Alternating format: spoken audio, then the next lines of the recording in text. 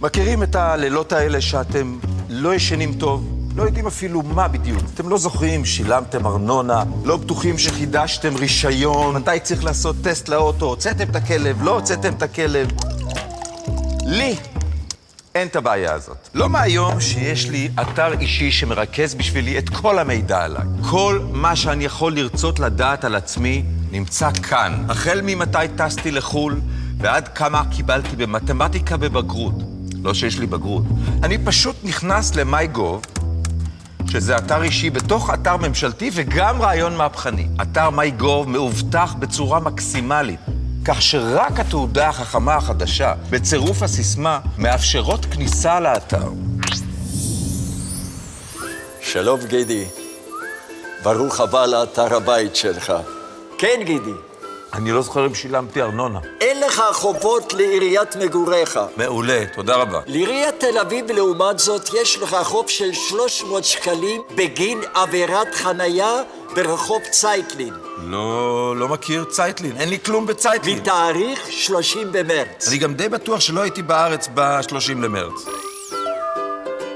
יצאתי מהארץ נכון, וחזרתי... ב-29.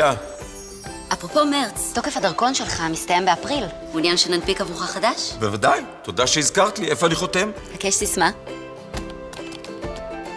והדרכון החדש יגיע לך הביתה. אני מקבל דרכון חדש בלי ללכת למשרד הפנים?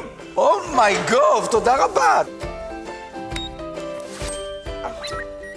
עוד משהו שאני יכול לעשות בשבילך? אולי מידע ממס הכנסה, ממשרד החינוך, ממשרד התחבורה? מס הכנסה. בבקשה.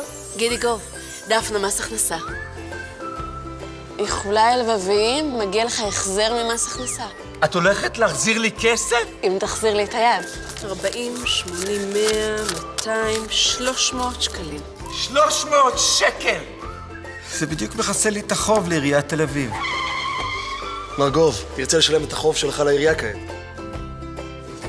תרצה. תודה, מרגוב. לילה טוב. מה עשיתי בצייטלין ב-30 למרץ? הלכת לשלם דוחות בעירייה. ברור, כל כך. כשיש גישה קלה לכל המידע ולמשרדי הממשלה, אפשר לישון בשקט. הצטרפו עכשיו למהפכת השירותים הממשלתיים המקוונים והעניקו שירות טוב יותר לאזרח.